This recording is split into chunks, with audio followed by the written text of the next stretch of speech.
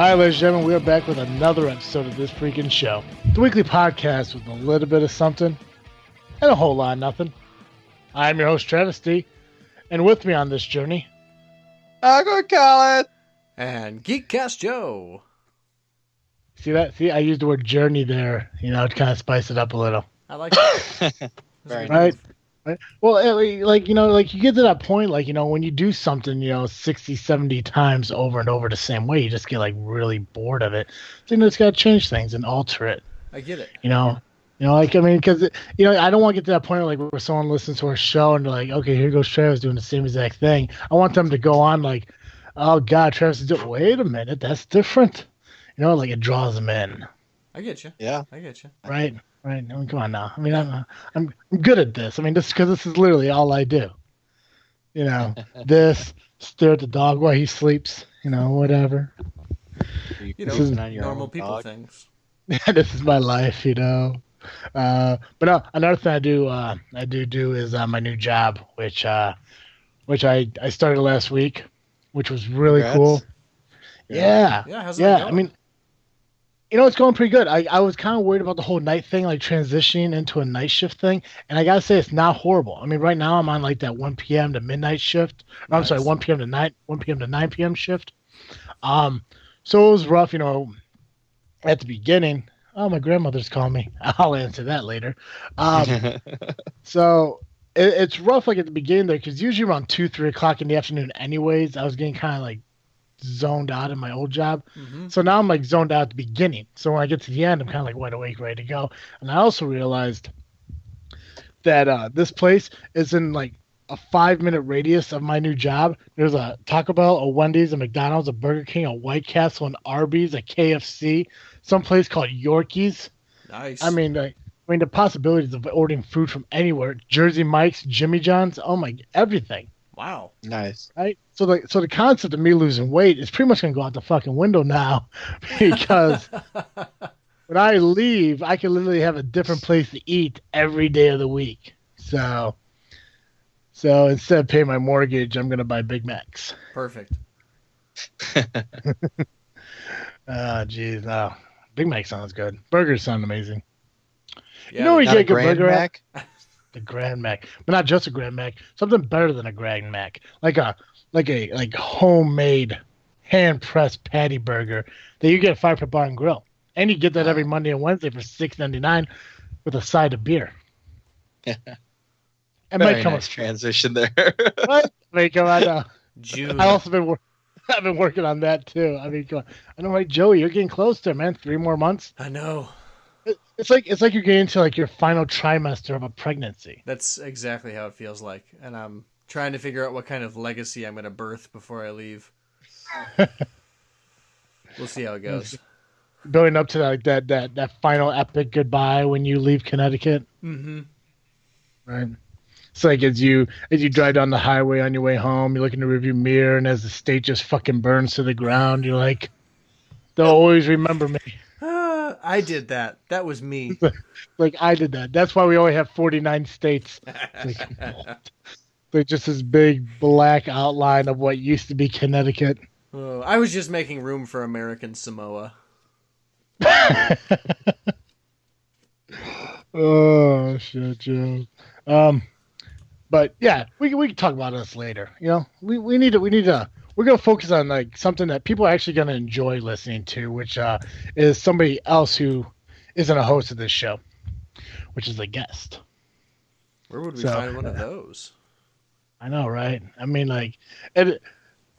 don't know. Colin, where we can find a guest? I think so. You think so? Yeah. Maybe leave on our Skype call. Oh my! Is there someone else on our Skype call? I think so. Oh, gee. Oh, well, why don't we bring him on then? Ladies and gentlemen, joining us this evening, which honestly, I don't know why he would do this to himself, but we'll soon find out. This is Brian, and I don't want to say this wrong, but is your last name pronounced Lau? What? Yeah, I said it wrong. No, that's it. I'm just. You got it last week. I heard your episode, and you got it right. So, kudos. it's like one of the things like it's unique. And I'm saying like it literally has to sound like the way it's spelled. So I'm like I can't screw this up. But then I realized there's a lot of things I do in my life I would think I would never screw up, and then I end up doing it. So Hey, you got it on top of it. You were on top of it, and I don't pronounce things correctly, so I was proud of you. Well, thank you so much for coming on our show and making it more fun for people to listen to. So I'm excited for this. I'm sure what I'm in for here. I mean, you passed up on a phone call for your grandma to talk to me. Oh yeah. Oh, Don't worry, that's pretty common. He talks to her all the time. Yeah, trust me. She has more conversations with my voicemail than she does with me. It's totally cool though. I always call her back though. 1 day, 2 days later, whatever. But oh, absolutely. I mean, she calls for a reason. She probably just wants to see how I'm doing, or get involved in other people's lives through me, whatever she wants to do. Mm-hmm. But why don't you tell our listeners kind of about who you are? I'm Brian Lau, as you said. I'm the creator of a independent comic book called Staunch Ambition. As far as how I'm on the show here, but I work in Ohio and live in Michigan, so I have to drive back and forth on the weekends. I'm a father of 5, and went to college for graphic and commercial art. Back then, wanted to do a comic book and try to do it here and there, and then it never just worked out. So kind of just got into my life, got married, and had kids, and didn't pursue it. But then one day I was like, this story that I was trying to do turned into something completely different. I started writing all these ideas down and decided, I think about 3 years ago, that, I'm going to do this. I don't want to be kicking myself, 10 years from now saying, I should have tried to do this idea. So I've been plugging away at it, and, I only have certain things that I'm good at. So I've hired and collaborated with quite a team to help out with different aspects of the book. So been working on this, and I have a day job. I'm a technical illustrator, which is not really art, but it pays the bills. So that's a little summary of me. I have no tattoos. What else do you need to know? Have you ever committed a felony? No, I'm just kidding. Oh, that brings up a good question, because this is the first show we've done together, and so I wanted to ask you guys, how much money do you guys make? Considering the wait, is this gonna be our last podcast? I'm just riding off of your last episode there. Well, thank you so much for joining us on this. No, You gotta go. Yeah, I enjoyed that first date or last date segment. I appreciate that. I mean, it's something I'm trying to do with our show. By it's somebody. So what do people call it? Enjoyable. Oh, yeah. So yeah. What does that mean? What is it? Could you define that? It's a term that means make somebody listen to it longer than the first 5 seconds of the intro. I did define it as stuff other people like. Yeah, but yeah, I mean, and that's something like we're trying to do different show and like have a little more segments that way. And that's why for this season we started with Colin's Freakin' State of Mind, where every week when we do a show, Colin will pick a state, alphabetical order, starting from A to technically W, because there's no X, Y, Z. Of just all our states. Yeah. So, this week is Kentucky. This week is Kentucky. So you get to actually hear Colin talk about Kentucky later. Or you can hang up, whatever you want to do. I got a lot of family, hillbillies from Kentucky, so. Nice. I mean, like, now when you say, like, family, I mean, like, are they, like, immediate family who, like... Aunts, uncles, and cousins. Like grandparents. Okay. That my grandparents have passed away, to put a downer on the show, but, a while ago. But they were from Kentucky, so... Wow. Yeah, I used to go visit there when I was a kid.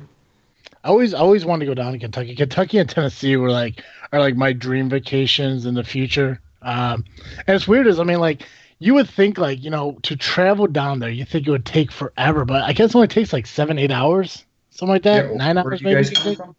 Chicago. Chicago.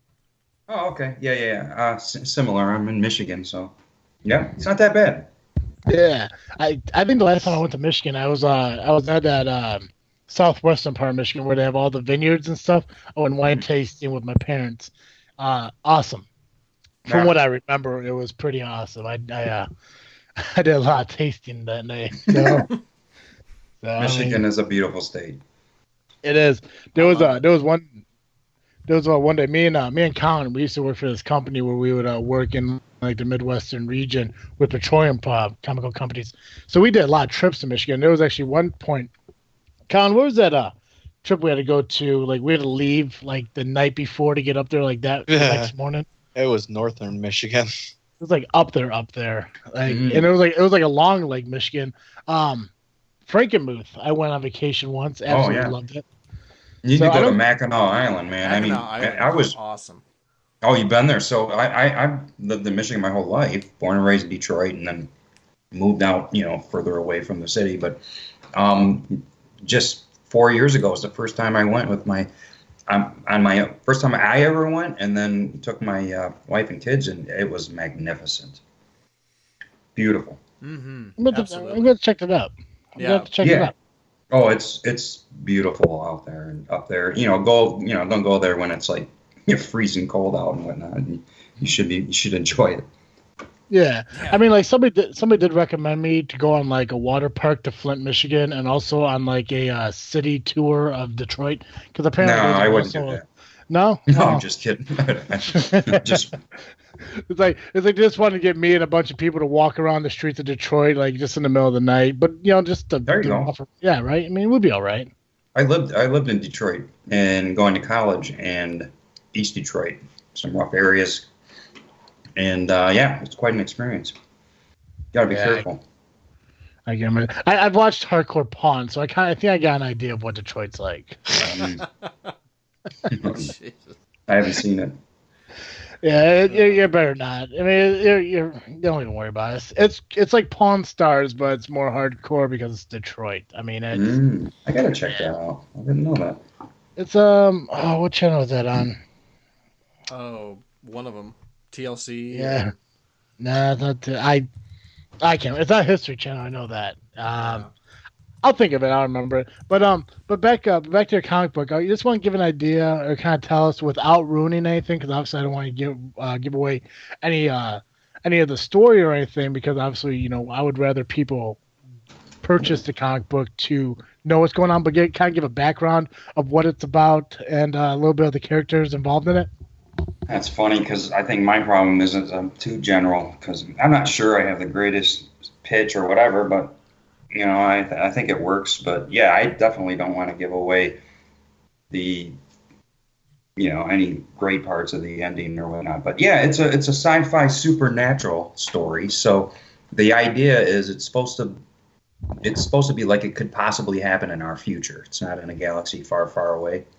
So the overall concept of the story is that we had the first Enlightenment, and as science and technology advance, through science and technology, mankind is able to enter into the supernatural realm. And so one of my taglines is "Welcome to the New Enlightenment," which would be the supernatural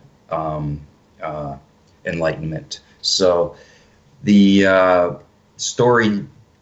The book is called Staunch Ambition, and the reason for the name is there's a company in the story that will be taking place, or that is focused on, is called Staunch Industries, which built the Ambition, which is a space station in the story. So, and it's kind of crucial to the story. So, one of the plot devices is going to be the secret to Staunch's success, and then I have some.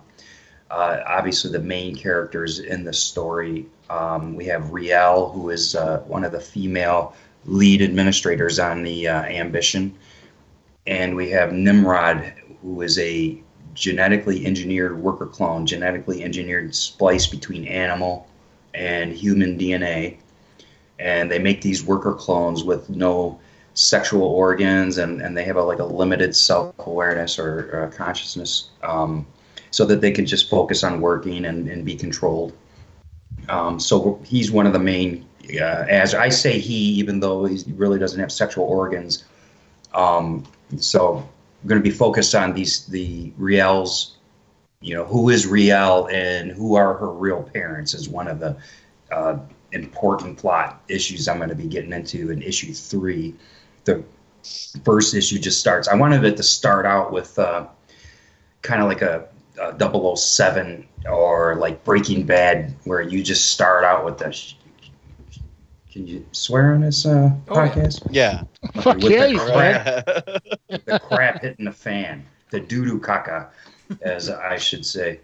So, so I wanted it to just start out where you're like, what the frick's going on? So kind of like Breaking Bad really was. I just love the way Breaking Bad started out. You're just like, he's staying in his underwear, leaving a message like he's, it's the last thing he'll ever say. And so then we have Nimrod, who's another genetically engineered clone that kind of gets the shit flying when he enters in issue 1. So that's kind of, I don't know if I covered it or I think you get a little taste of what I'm going for. So nice. That's fantastic. I'm sure I left out something important. Well, so where did they what got you into comic books? I mean, like where did this kind of journey begin? Like when you were younger, like what kind of motivated you to want to do something like this, especially sci-fi? I mean, like because we interviewed another comic book creator and he did a comic book on mob kind of related stuff. Oh, so, yeah. Yeah. So with sci-fi, like what wanted you to create a comic book based on sci-fi rather than just anything else? Well, my character was like a design I did in college. We had to do a comic book cover, and so to answer your first question, I get into comics, because as a young kid I was an artist, and my older brother, 2 years older than me, Dennis, is a big geek. I mean, he was like into the news of things happening in movies and comics before that, they would happen back when there was no internet. I mean, and so he just was like into it to the degree where, he knew stuff that I'm like, how do you even find this stuff out? So he had comic books, and then, they'd be laying around and I would see them and started to, of course, a kid, you're going to read comics, but I really started to seriously get into them, I think during Secret Wars, the original one where Spider-Man gets his black costume. And just as a young man, loved comics. And then, like I said, went to college for art and had a cartooning class, had to do a comic book cover for one of the assignments. And so my brother and I used to play Dungeons and Dragons, but we also played a game called Champions. Have you ever heard of that game? No, I can't say I have. Really? It's a role-playing game like Dungeons and Dragons, but it's with superheroes. So you would create your own superheroes and villains, and for every power, let's say strength or flying or telekinesis, which was one of my favorites, you would have to have, they would have them listed out, and if you had strength at like 100% points, you would have to have an equal weakness. So like, fear of, I don't know, maggots, I don't know, whatever, you'd have to come up with some kind of a weakness, kryptonite, So we would play this Champions game, and they had like a little sheet that had like just a little generic guy standing there, and you can color it or draw on it. And when I was trying to figure out what to do for this cover, my brother had did one of these characters where he had kind of like these crisscross orbiting things and the basic design, and I was like, can I use this as to come up with some kind of cool cover? So he's not an artist, so so I used that and did this cover, and that's when I wanted this story to be like a superhero. I was young, so I was like, it had this whole kind of generic superhero idea. And I tried to, collaborate with people and do it and whatnot, and just never went anywhere. But then the whole thing, I guess I really like a good sci-fi, and there's a lot of crap out there, but there's also a lot of good sci-fi. So it just kind of naturally turned into this character, went from this guy that was an astronaut that got hit with radioactive waves and turned into this powered person to this genetically engineered, creature, and that's funny. I try to get a lot of artists to do illustrations of this character, during development, or just what I would start to do is go to comic conventions and just go, here's my version of this character, which is on the cover to the preview issue, one of the covers, and you can see it online and whatnot. And then I would like, hey, could you do a version, and I get all these different variations of different artists, which you could see at my website. I have a lot of them posted, but 99% of the artists would always just draw him like Captain America, muscular and just strong. And I eventually got to the point where I look, he's like a creature. He's more like an alien, he's toned, but he's thin, and once in a while I'd get somebody who would actually do that. But it just naturally turned into this sci-fi story, and all these kinds of concepts that I started to think about just kept intriguing me that were beyond him, of course. And it just kind of is growing organically. Plus, when you're collaborating with other people, it's like all this other stuff influences the story and turns it into that. So I like sci-fi, though, that to answer to finish up is, I love philosophy, theology, and history and stuff like that. And sci-fi is a great avenue to explore those, certain kinds of philosophical questions or whatnot. So, absolutely. Yeah. That's fantastic. Moral dilemmas. The implications of technology.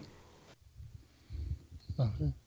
So I'm actually on your website right now, and I'm like looking through everything, and I was actually when we were doing the show last week, and I was kind of talking about a little bit of what we're doing this week. The one thing I love is I'm able to listen to music on my headphones, and so no one else hears it. Obviously, I love the song that plays in your intro video. Oh, really? Yeah. Which one is it? Is it which intro video is it? I have a few videos. Which one? It's when you go to staunchambition.com, you go to your intro section, and the very first video at the top there.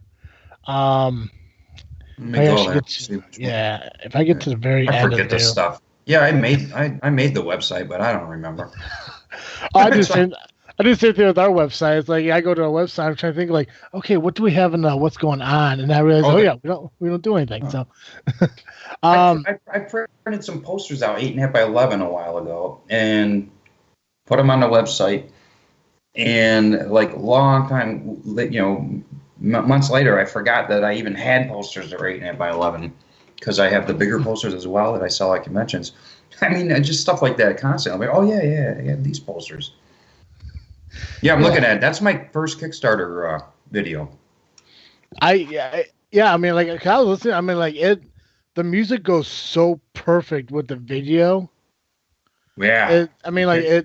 It got to a point like where I was so focused on what was going on. It just intrigued the shit on me, and the music was a big part of that because it just worked, and I like that I like when the music draws you into what's going on. Yeah, that song is the perfect trailer music because I don't know if you know this, but there's more to that song than it's just some song, right? So. Do you know any kind of the background of the song? No, I just saw so it's elements of cadence. I looked them up on YouTube to listen to more of the songs, but I don't know much about the song itself. I just watched a little bit more of the band that the song was recorded by. Well, I'm an artist, but I tinker on the piano, and so I'm not a musician by any means, but I love and wish that I'm a frustrated musician, I guess, because I never actually really pursued it. But I've tinkered on a piano for years, and I've took classes, whatnot. But so basically, I've had composed a few melodies of my own, just with the basic skill set that I have. And I have a few melodies that I just love, and I always dreamed of getting them produced into real music, working with an actual. And when I decided to do this book, I thought, you know what, I'm going to have some music done based upon my music. And so I just decided I'm going to go ahead and do it. I thought it would be cool to have and to give with the book. So I scoured Kickstarter for a while, looking for certain kinds of groups that offer, where you would write a song with you, where they would write a song with you. And I came across Elements of Cadence, and I just love that. Like, the singer is amazing, and they're just a solid alternative rock group. And so I purchased that Kickstarter reward, and then I sent them videos of me playing my melody, and then they built a song, started a song with that, and then we went back and forth on it, and then came up with that song. So and then the last part about this, as far as being in a trailer and you enjoying it, I bought that trailer as a template, and had to tweaked it and all that kind of stuff. But just because it takes forever to do animation. And that song literally synced perfectly up, and I didn't plan anything like that. I thought I was gonna have to tweak everything, time it. That song, it just naturally. What a relief that was, but it would just naturally synced up with the that template. I'm glad you liked it. Yeah, see, I would never thought that it just worked. Like, it seemed like it was made for it almost. Yeah. Are you kidding me? There's so much stress. Like, I just spent an hour working on the Kickstarter for issue 2. I'm building it, and I'm putting the rewards in. And I already had a bunch of rewards in there. I spent another hour putting the rest of them in there. I was just going to get done. And I go to hit save, and it says, could not save. Doesn't say. I just posted that. I was so pissed on my Facebook. And I'm just like, what? It doesn't say why that. And I'm sitting there trying to figure out how to get it. I couldn't do anything. I lost, like an hour's worth of work.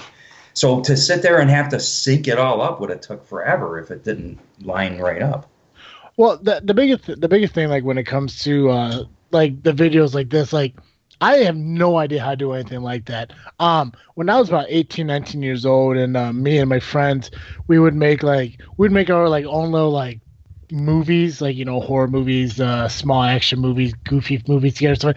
And like, we used a program that we created like credits with and shit. That was like the extent of like my computer technology intellect that went. My buddy Derek, who went to college for video editing, he's the one that does the editing for our show, because I won't sit there and do it. It's not that I couldn't learn to do it. I just don't want to do it. I mean, I spend enough time talking on it to where I don't have to sit through and do all this. Luckily, Derek hates being on things like this, so his way of being part of it is doing the editing. So it saves us a lot of time for not having to do that. So I mean, I honestly have no idea what goes into making things like this. I do believe it's extensive. I do believe it's probably a headache. So props to you for doing that. Animation is a ton of work, and I have done animation.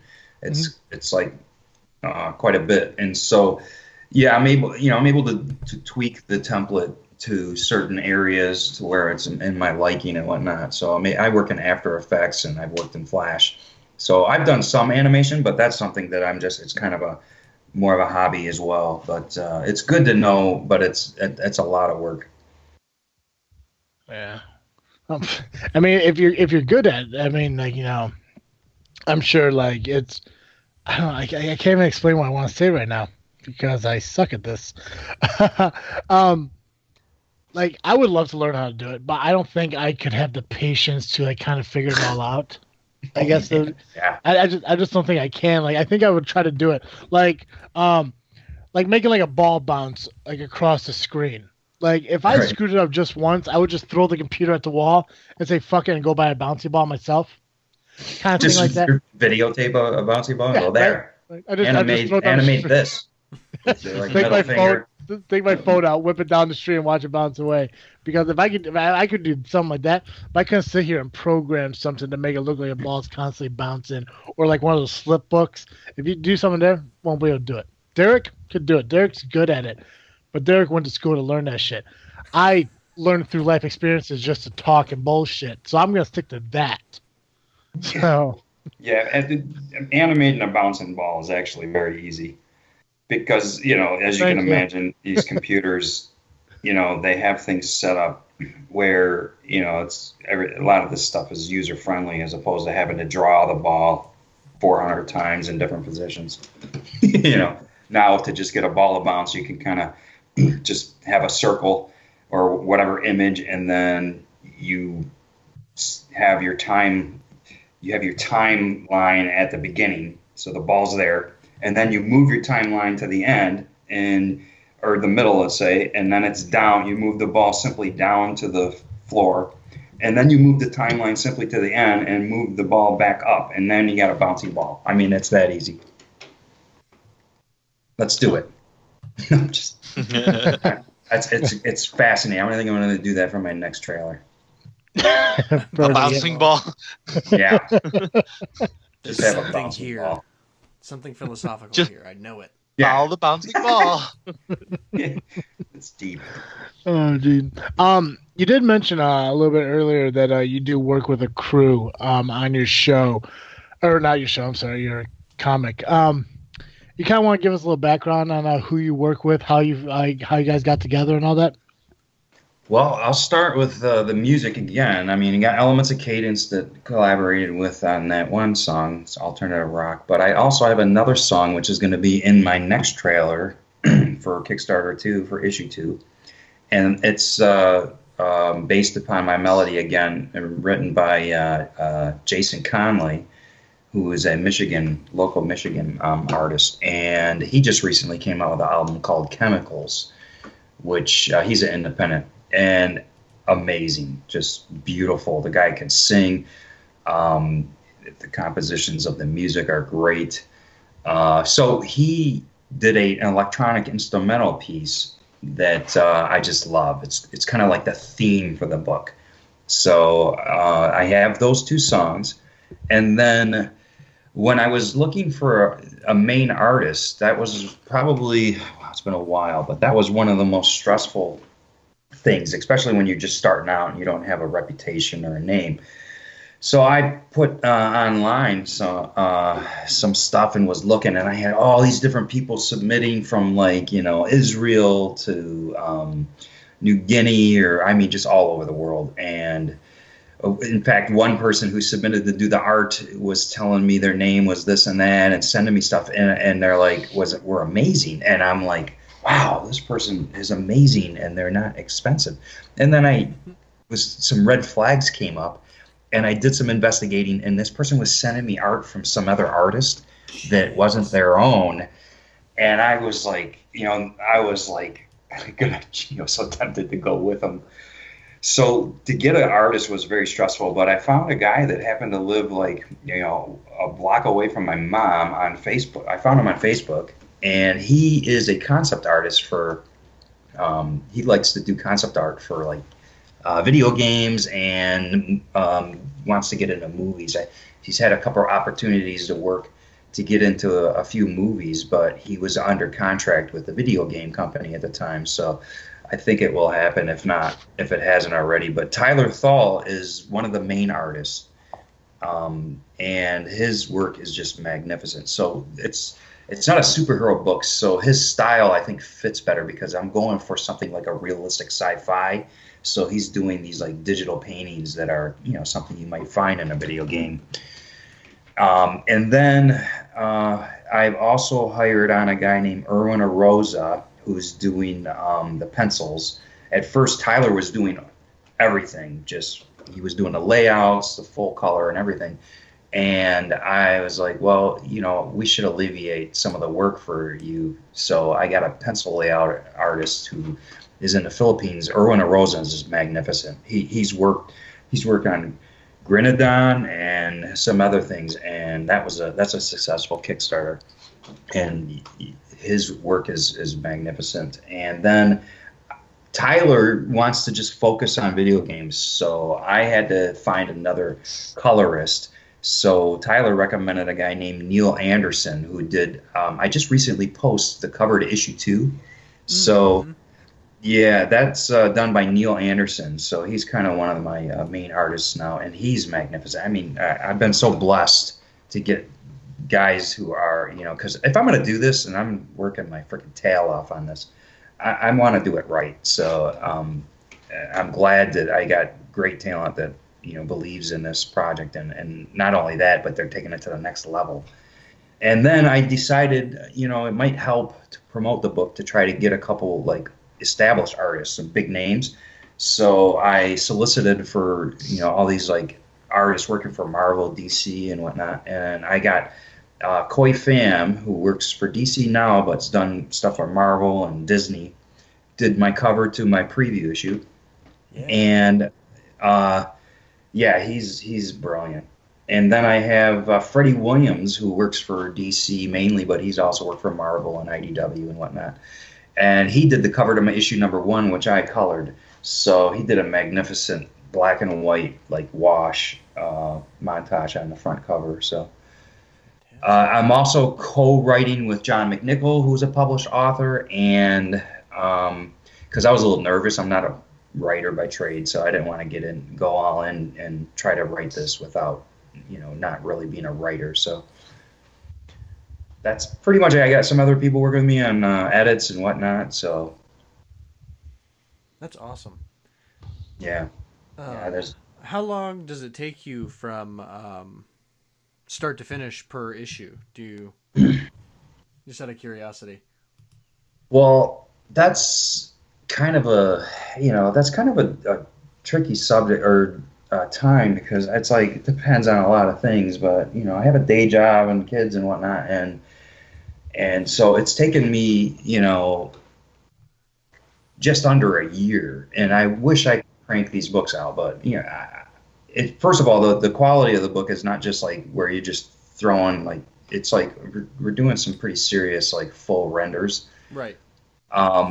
And so that takes a little bit, and I'm not the fastest guy. That's why I do art, and I'm lettering it, and I'm writing it, and then collaborating with writers to help out. But I wish I could crank these out sooner, but it's just so much work. And then there's the marketing and just building the Kickstarter to the website to designing a banner and designing T-shirts and blah blah blah. So doing podcasts. Oh my gosh, no, I'm just kidding. So it's like we'll see if I can speed that up. But one of the ways I'm looking at it is like kind of like the Harry Potter books. I don't know how often they come out, but they don't come out like every month like a comic book. Right. So I'm just trying to put these out there at least once a year, and I think I might be able to get that sooner too. So it's going to be under a year. Fantastic. Yeah. So, I know Joe knows more about comics than I do. Obviously, I know very little. So with this comic, is this going to be like there's only going to be like a certain amount of comics that go into this series, or like it's going to be like 5 books for Staunch Ambition, then you're going to create a new project, or how does the story go about over the course of the series, I guess? Like, how many books are in this series? Well, it depends on how it goes, because ultimately, I'm putting this out there. There's two ways I can go about it. Mm-hmm. I mean, I have so many ideas for the story. It's like, kind of like the Star Wars universe to me. It's just like you could go on forever with concepts, and that's how I feel about this story. There's so many things that I could do with it. So this could continue for years. But it's a lot of work, and depending on the amount of success I'm able to get is going to dictate a little bit of whether I try to do the full big epic story, or whether I have these, character stories and do a mini series, and then see if it, grants going, going into the epic story, or if I just decide, I got this on my resume, I put this out there, I'm proud of it, I'm going to wrap it up in, 7 issues, let's say, or give or take, and then maybe move on to something else where, some door opens up. So we'll see. But I could write this for the rest of my life, I think, as far as a continued series. But but the epic story could be, I don't know, 20 books, or so. So it's a little organic. I'm not sure exactly where it's going to go, but there's so many things. I have so many ideas. It's like, I don't know, the hard part is trying to figure out which ones do I want to do. Absolutely. I totally get where you're coming from there. But what ultimately I will have to have is, it would have to be like, for instance, I was going to do a double-sized first issue. Mm-hmm. I'm just thinking bigger than, and I'm just starting out, man. It is a grind being an independent creator. And so I'm like, I'm going to have this double-sized first issue. And my one friend, who's also an independent publisher for Iron Age Comics, was like, look, man, just split that up into 2 issues, because you're just putting too much pressure on yourself to do this and then have to do issue 3, when you can actually have 2 issues there and then have an issue 3 and give yourself a little bit of a buffer. Mm-hmm. And so what I did was I was like, yeah, you know what, that would be a huge help. And so what I did was split it up, and I added 5 pages because I had this other idea I wanted to put in issue 1. Plus, I needed to have this really good cliffhanger, so that's what I wound up doing. So I bring that up is because whatever it winds up being, how many issues, it's going to have a damn good, ending is what is important. So it's got to have a nice impact. Right. You want something satisfying and meaty. Yep. Mm-hmm.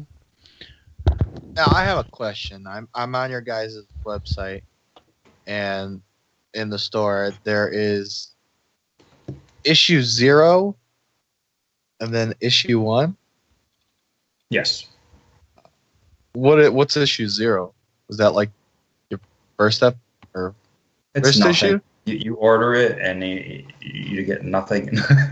I'm just kidding. No, it's a preview issue that I was, concerned about coming out with issue 1 and, with my first book and just starting out and not having an audience. So what I decided to do was to put together a preview issue that has a sneak peek at issue 1. Okay. It's a flip book, the physical book. The one side's the Koi Fam cover, and then you flip it, and the other side is the cover I did, one of my original pieces for the character Azarus, which you can see them next to each other there. Yeah.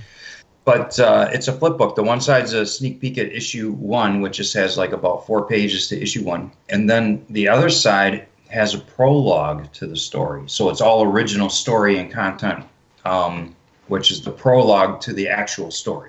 So like a little bit of their history.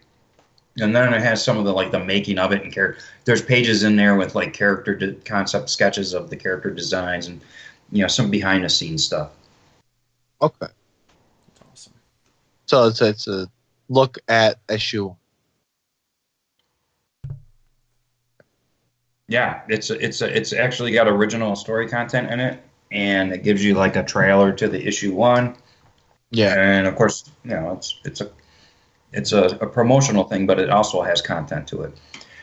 In the Kickstarter for issue 1, and in the next Kickstarter coming up, I did I'm having exclusive Kickstarter issues that you can only get through Kickstarter. And what I did was I did a variant cover for issue 1 where I combined the prologue from the preview issue and issue 1 together to get it like a 40-some page book. Okay. And so it's exclusive only to Kickstarter people. So I still have some of those left. Plus they're numbered. So nice. Yeah, I was like, let's get them numbered, and then I'm also going to have a numbered exclusive issue number 2 for only. So something I'll promote for the Kickstarter 2 is I have certain things that I have limited numbers of. So I have a few of the numbered issue number 1 exclusives left. So I only have a certain amount of them. So I'm offering them.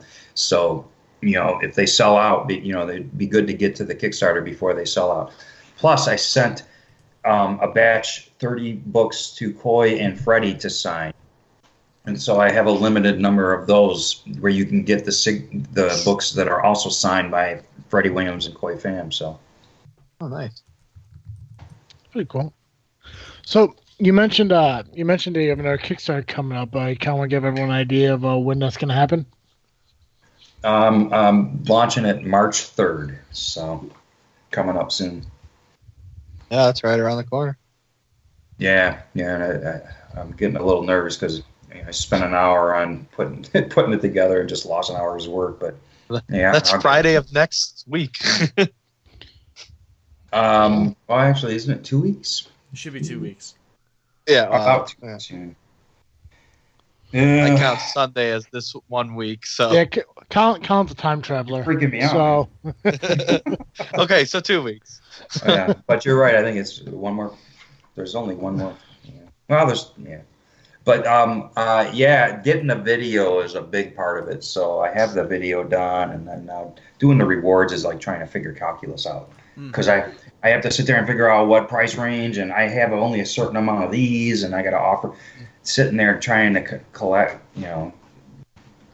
it all has been stressful. Absolutely. What do you add to the next level that makes people go, that's worth $5 more? Yeah, and then you're like, well, I only have so many of these signed by him, and then I only have so many of these exclusive number 1s left, and so where do I put them? And then, you got to make sure you do it right, because otherwise you're offering more than what you have. I got T-shirts too, so yeah, it's there's a lot of cool stuff. Fantastic. It's fun. It's fun. I'm enjoying it and I'm proud of it, so that's the biggest part. I'm really. Oh yeah, definitely. I always wish I had the next issue in my hands, but I'm really happy with what I've done so far with and the people I'm working with. So. Absolutely. That's awesome. I hate to cut this short, but we're getting up to the time where we're gonna have to stop the interview, I guess. Oh, no problem. And kind of, I don't know how to make that sound nicer than that. It kind of sounds kind of douchey. You should have just hung up on me. Yeah, like, oh no, we're going through a tunnel. Yeah, no, I mean, and the biggest thing is like it's not us, it's the editor who bitches about us going over hours and shit like that. And oh yeah, no problem. So, but like we do definitely want to have you back on our show. Sweet. Like in the future, kind of like a follow-up thing, like how everything's going in the process and everything like that, because I know there's so much more we could talk about, and I enjoy talking to you. So, well, real quick in a nutshell, give me you guys' impression of the book and what you've seen so far. Like nothing major. I know you want to end it, but no, it's fine. Well, no, because I want my honest opinion about it is like I'm really excited to see more of it. I love the animations. When you sent me when you messaged me on Facebook and you sent me the cover and the additional sheet, I loved the fire and the skeleton and everything. Oh yeah, issue number 2, yeah, it's magnificent. It's absolutely amazing. I went to your old Kickstarter, the original Kickstarter, looked through the art and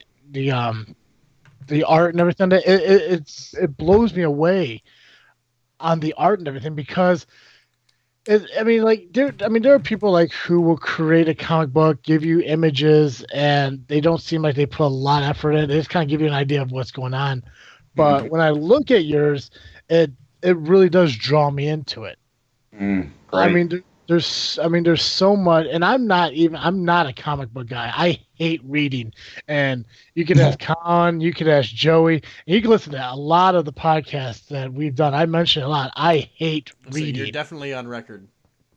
Yeah, I mean it is, but this is something that I would pick up and I would sit down and go through, man. and I'd go through it more than once. I mean, like it's just, and it's mesmerizing. These pictures are absolutely amazing. That's encouraging. Yeah, I'm trying to put like every detail into it and compete with like the best stuff out there. I'm not trying to just do another book that looks like it was drawn in the basement, but you know. Well, and that's the thing. Like, I can sit here and I look at these pictures. If someone handed me these pictures, I would think this is done by like a very like a DC, like a Marvel.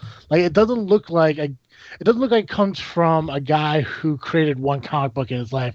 It looks like it came from a group of people who created them throughout their entire lives. I mean, the quality is. I don't. I'm going to call Brian's a professional. I'm saying it.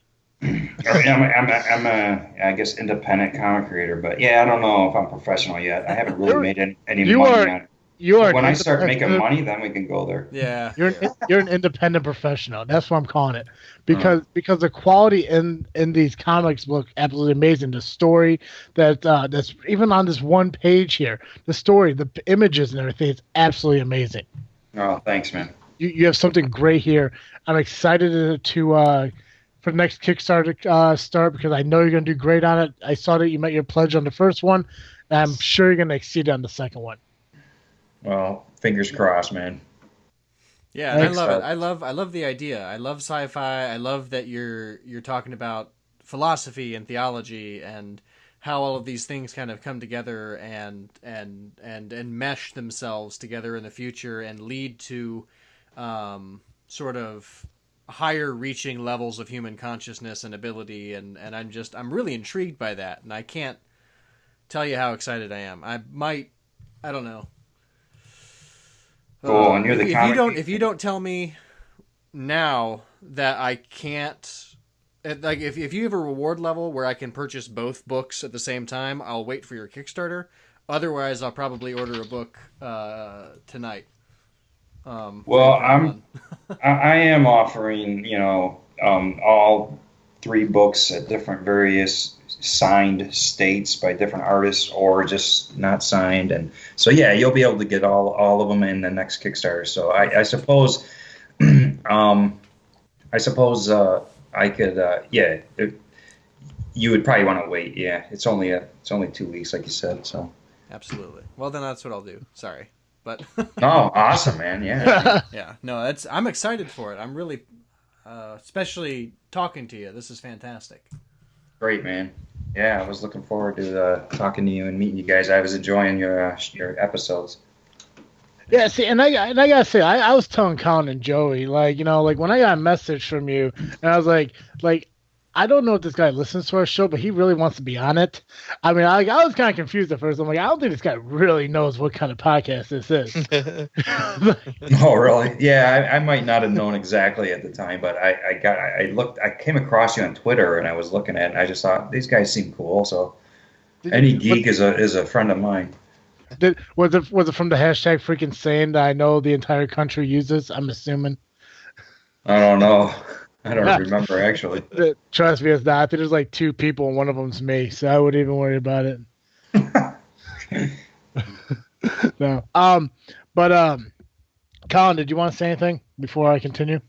I just want to let you know I'm going to back in the next Kickstarter, and I think it's very interesting. Cool, man. Yeah, I'll be sure to send out the music for you guys too, because it's just part of the atmosphere and part of the experience. So. Oh, I love the music. I mean, I actually want to talk to you a little bit more about the music later on, because I would love to talk to that band, and I would actually love to see if I could get if they'd be okay with me playing one of their songs at the end of one of our shows in the future. Because I try to. Maybe. Because what I'm trying to do is I'm trying to get indie bands to send us their music so we can play it and kind of plug them and help support them and shit. But for some reason, I guess they don't want free help. So, I mean, whatever. but I mean, I love their music. Like I said, I went on YouTube and I listened to a couple of their songs. I mean, it blew me away. So I love them. And I think everything you guys do together clicks so perfectly. Yeah, there's some wicked guitar in the full-length song, and that rock alternative. It's really cool sounding, man. Yeah, absolutely. That was actually the one other thing that I wanted to say that I forgot to say was I love the way that you bring music into it, because I think it adds a dimension to storytelling that can be missed, especially in comic books. You know, by adding music, you add an ambiance, you give a feeling to something that doesn't necessarily need to come off the page to exist. So I love that. Oh yeah, I'm a music love music too. So it was like, you know what, I'm gonna do it. So nice. Yeah, it's such. I think they work well together. So what I need to do is add like a little beep in it, so you know when to turn the page as the music's playing. I know exactly what you mean. In the song. So before we say goodbyes and before we have you plug anything, I'm going to do a new segment that you are the very first person to be involved in. Oh, cool. And the first guest 2017. Awesome. You are the first guest 2017. I heard that. Mm-hmm. Yeah, and you are the first guest to be part of a new segment that we're going to do with future guests called Just Freaking Curious. And basically what it is, I'm just going to ask you 5 basic, normal, everyday questions. These could be first date questions. Totally cool. And let's hope, man. I'm hoping to get lucky. Oh, trust me, I ain't that drunk. But okay. 5 basic questions. You know, just the first thing that comes to your head. Are you ready? Yeah. All right. What is your favorite movie? Ooh, let's go with The Abyss. Nice. Favorite genre of music? Blues. Blues? I like blues too. Favorite food? Favorite food. Go lasagna. Nice. Perfect. If you could travel to anywhere in the world, where would it be? Maybe Rome. Rome. And last one. Who is your favorite host of This Freakin Show? Now that's a pretty messed up question there, Travis. Don't put me on a spot there, but why don't I just say my least favorite? No, just kidding. That would be worse. No, I'm just kidding. Question 5, greatest achievement in your life this far, or greatest moment of your life this far? Ooh, greatest moment? Being a father, I don't know. It's just, awesome. That's probably like 5 times over, but. Nice. Now, just out of curiosity, what's the age range of your children? 22 to 12. Okay, now do they read your comic and do they give you like honest feedback on it if they do, or? Yes, I get some good feedback. They're not into comics, but I do get feedback from my son or my kids. I ask them about certain things like which cover looks better, or what color logo. If you notice on all my different books, I have the same logo, but I have different colors to the Staunch Ambition. Mm-hmm. And so I, doing stuff like that, and I'm like, which one you like better? And they'll give me some really good feedback, and then I'll throw out story ideas. So I get some ideas, but they're not into comics.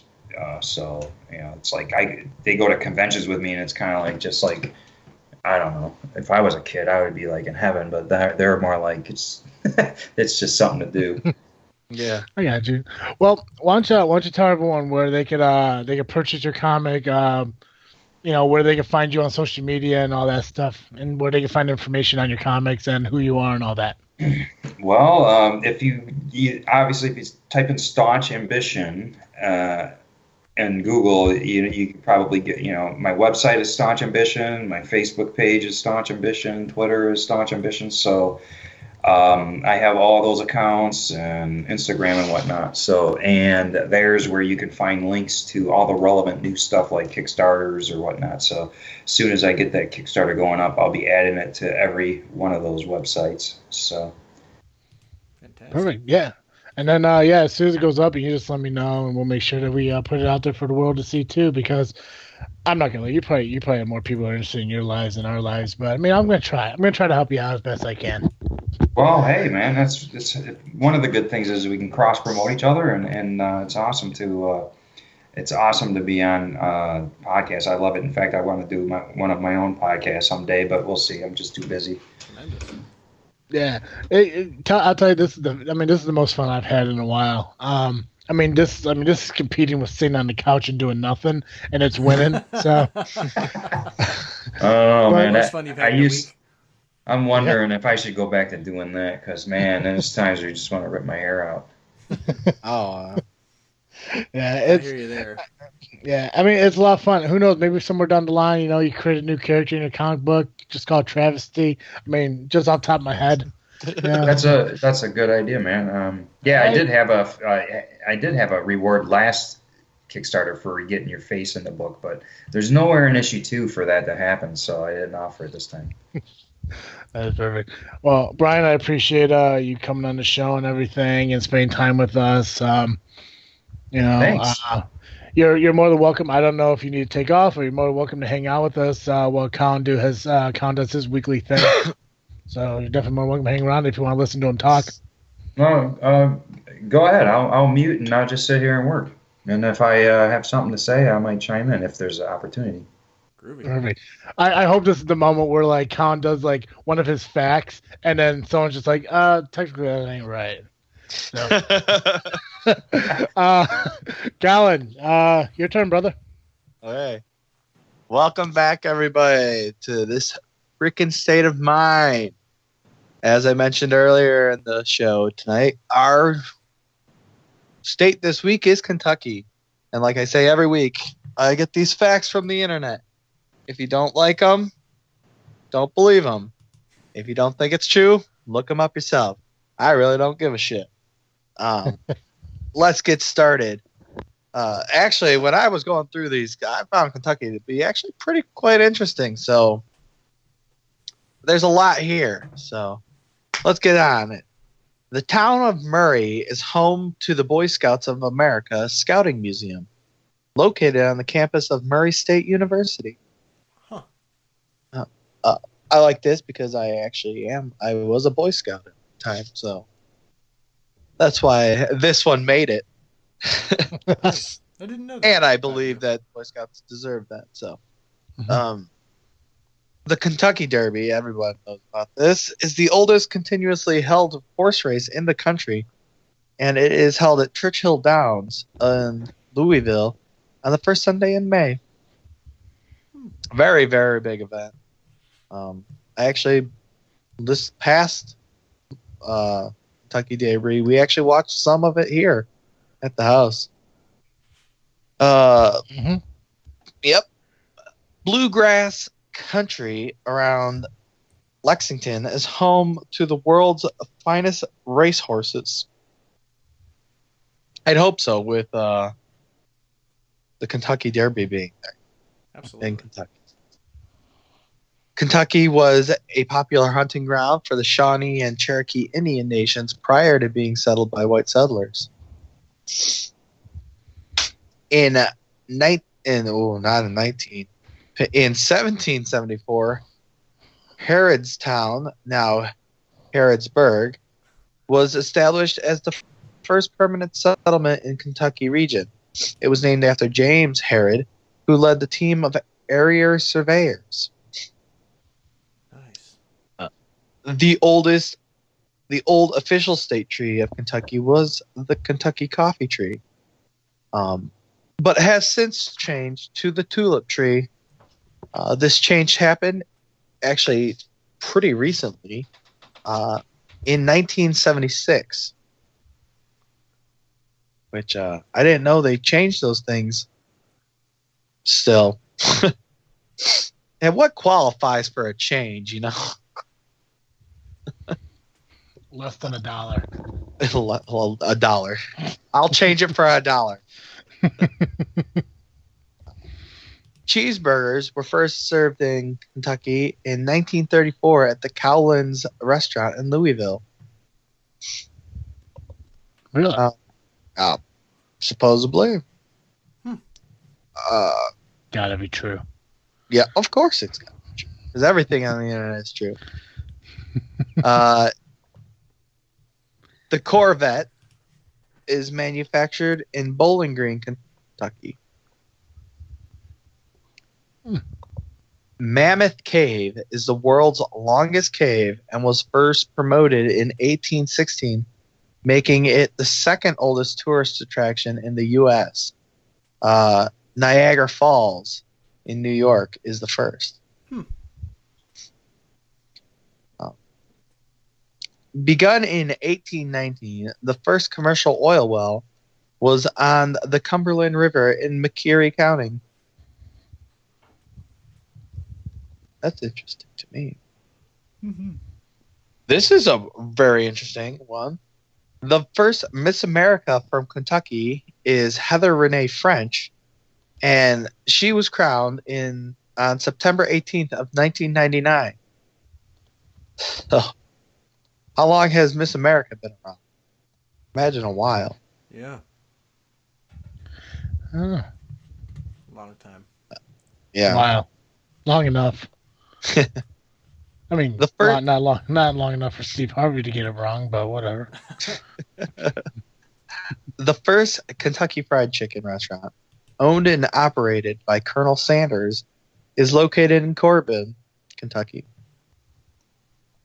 Kentucky is the state where both Abraham Lincoln, President of the Union, and Jefferson Davis, President of the Confederacy, were born. They were born less than 100 miles and 1 year apart. Huh. What jinx. Cumberland is the only waterfall in the world to regularly display a moonbow, and is located just southwest of Corbin. And for you guys that don't know what a moonbow is, it is basically a rainbow, but instead of the sunlight reflecting or the sunlight creating the rainbow effect, it's the moonlight that's bouncing off the water molecules and creating a rainbow. So I found that too. The town of Corbin, again with Corbin, apparently Corbin is a very popular place here in Kentucky, was the birthplace of old-time movie star Arthur Lake, whose real surname was Silver Lake. He played the role of Dagwood in the Blondie films of 1930s and 40s, and Lake's parents were trapeze artists billed as the Flying Silver Lakes. Yep. Now, I find this next fact very interesting and kind of funny and I guess ironic too. Christian County is wet, while Bourbon County is dry, and Barron County has the most fertile land in the state. Huh. That's awesome. Right? In 1888, Honest Dick Tate, the state treasurer, embezzled $247,000 and fled the state. So what you're telling me is everything that I should trust about Kentucky is the opposite. But yeah, that's the kind of what it sounds like. Does that not sit well with you, Joe? No, it's fine. I think it's hilarious. The irony is just palpable. Right. Oh, and then we come to everyone this. The good old Happy Birthday to You song was actually created by two Louisville sisters in 1893. Okay. And it's actually copywritten and protected, right? And that's why movies aren't supposed to play it. Yep. No. Teacher Mary S. Wilson held the first observance of Mother's Day in Henderson in 1887, and it was made a national holiday in 1916. That was pretty interesting. So she just like, yeah, we're gonna have this Mother's Day. Back to horses. The great Man o' War won all of his horse races except one, which he lost to a horse named Upset. Take that. That's perfect. Man, I mean, this state's awesome, ain't it? The state's full of irony. It is. The first American performance of Beethoven's symphony, or of a Beethoven symphony, was in Lexington in 1817. Wow. The all-known Post-it note are manufactured exclusively in Cynthia, Kentucky, and the exact number made annually of these popular notes is a trade secret. Well, I know they are secret to keep. Yeah. Yeah, I kind of find it really interesting that it's exclusively in one town for it being so big and used everywhere. Right. Daniel Boone and his wife Rebecca are buried in the Frankfort Cemetery, and their son Isaac is buried at the Blue Licks battlefield near Carlisle, where he was killed in the last battle of the Revolutionary War fought in Kentucky. Oh, wow. The only monument south of the Ohio River dedicated to Union soldiers who died in the Civil War is located in Vanceburg, Kentucky. The public saw an electric light for the first time in Louisville.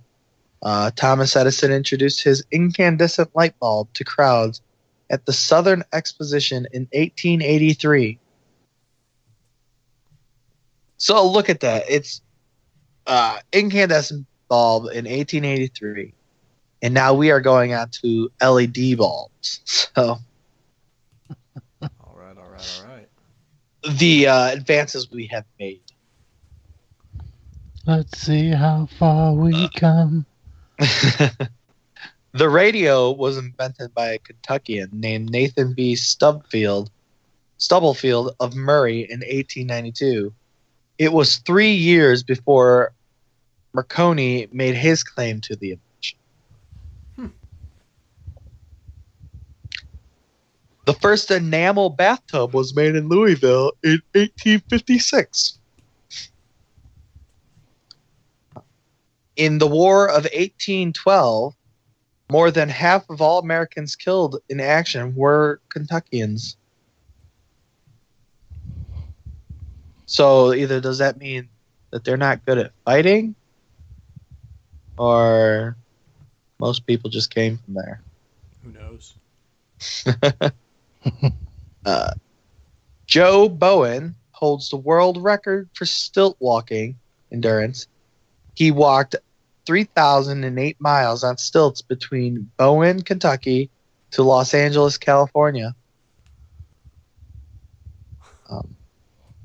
I don't know if that's a trip, but it's a long time on stilts. That's all I got to say. The world's largest free-swinging bell, known as the World Peace Bell, is on permanent display in Newport, Kentucky.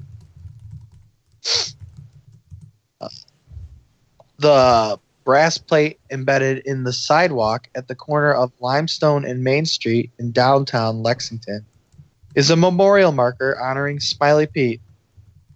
Smiley Pete is the animal known as the town dog in Lexington, where he died in 1957. Oh. Yep. Then you have the Lost River Cave, and Valley Bowling Green includes a cave with the shortest and deepest underground river in the world. It contains the largest cave opening east of the Mississippi. And our final fact for the great state of Kentucky is Pike County is the world's largest producer of coal, is famous for the Hatfield-McCoy feud, an Appalachian vendetta that lasted from the Civil War to the 1890s. I should have known the Hatfield and McCoys would be in here somewhere. So thanks everyone for joining me this week in this episode of This Freakin' State of Mind. Please join us next week for our next state, which should be adventurous. So take care. Bravo, Colin. Well, thank you. Bravo. Thank you. Bravo. Unfortunately, Brian did have to take off. He did say his goodbyes through the magic of typing. If you didn't, hear the fucking stampede Joey was creating with his fucking fingers, that was him saying goodbye. But yeah, make sure you check out Brian and all social media sites, Twitter, Facebook. Make sure you check out his Kickstarter on March 3rd when it comes out and everything. We'll keep the updates going on our Facebook, our Twitter, along with it and all that to make sure you guys know exactly where to find it, because I know you guys want to, because you're finally excited to hear another voice on the show, rather than the 3 dullards you hear every week. That's right. I said dullards. I know that word. God, I'm a genius. Good use. Good use. Thank you. Hey, Colin. Yes. What you freaking on this week? Not really nothing right now. I haven't gotten that far into the week yet. Oh, well, I guess I did have a great time last night at your sister's engagement party. So I got to see people I haven't seen in quite a while. So I guess you can say I'm freaking on that. We actually saw Derek. He finally came up to town. It's been a long time. And and then our friend Hannah, who came down from Chicago. So Animal. Yeah. Yep. Had a lot of fun. I'm sad I missed it. Yeah. We saw your brothers. Well, I saw your brothers. Fantastic. Both of them made it. Yep. Good deal. Not to the party. They came by and helped set up. So that's fine. That's more than I expected. That's what happens when you're in Kentucky or Connecticut. I know. That's more than you did, Joe. I know. So Joey was there in spirit. I was. We have a card in the mail. Joe, what are you freaking on this week? Oh shit. No, I'm just kidding. What am I freaking on this week though, for real? I've been going back through the West Wing TV show. It's just a really nice, I really like the show. It's well written. It cracks me up every time I watch it. And I hate to get all political, but it's nice to spend some fantasy time in a world where politics makes sense. And is not just insane on a daily basis. So insane in the membrane. The West Wing. Good stuff. Highly recommend it. So gotcha. I gotta check that out. I've heard of it before. Yeah, you'd probably like it. I mean, you like most things, but you'd probably like it. It's funny. It's very witty. So that's the best part about it, really. Yeah. The wit. So, Travis, how about you? What are you freaking on this week? I'm excited to once again become the Oscar nomination guessing champion for the Oscars coming up this weekend. Oh, that's true. That's next week. That's next week. Next Sunday. Yeah, which I said I get all my guesses over to Joe. Yeah, same here. Same. We're a little slow on this. Yeah, really, really motivated. Oh, well, you didn't get your reward last time, so I can't blame you for taking it. Yeah, fuckers. See? Yeah, now I'll get. I don't know. Yeah, fuck it. I'll get it done. I work nights, so I mean, I got a couple hours during the day. I get shit done. Yeah, I mean, just the Oscars are this weekend, so I'm excited to check that out.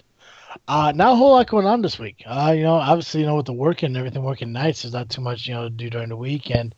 my Saturdays are kind of just, they are what they are until somebody tells me we're doing something different. And I don't think I have anything coming up this weekend I know of. So, yeah. Just Oscars Sunday, and that's about it. That's all I'm looking forward to. Nice. Yeah. I think that's it. Hey, Joe. Yes. Every week, our listeners could catch Geek Cast Show here on This Freakin Show. But if an hour of Geek Cast Show isn't enough, where else can they find you? If you need more Geek Cast Show, you can find me over at the Geek Cast Live podcast at gcl.ninja. You can also find us on Facebook, iTunes, SoundCloud, and Twitter by searching Geek Cast Live. Nice. Ladies and gentlemen, obviously, if you're listening to this and you found a place to listen to This Freakin Show, whether it be Stitcher, Google Play, Podbean, or iTunes, make sure you follow us on social media, Facebook, Twitter. We're on Instagram. We post pictures once in a while. We don't really do that much. But if we get more followers, maybe we'll get more involved in it. You go to our website, thisfreakinshow.com, where you can find a list of all our guests, all the amazing guests we have, including Brian that we had on this show. And more to come throughout the year 2017, obviously. Also, you go to the contact section where you can get involved with us. Send us questions, send us recommendations. If you want to be on the show and be a guest, let us know. We'll bring you on the show. Use the hashtag FreakinStain on Twitter to get involved with us, because we love hearing from you guys. And also, if you listen to us on iTunes, give us a rating, give us a review, because those 5 stars really do help us. To continue on with the new concept I want to do every week, here's another quote from the late, great Will Rogers. And Will says this week... Ooh, yeah, I'm not going to say that one. Okay, everything is funny as long as it's happening to somebody else. Yeah, that's a nicer one. Maybe I'll say the other one next week. I'm feeling. As always, I am Travesty. I'm Awkward Colin. And I'm Geek Cast Joe. Thank you for listening to another episode of This Freakin Show. I'm out.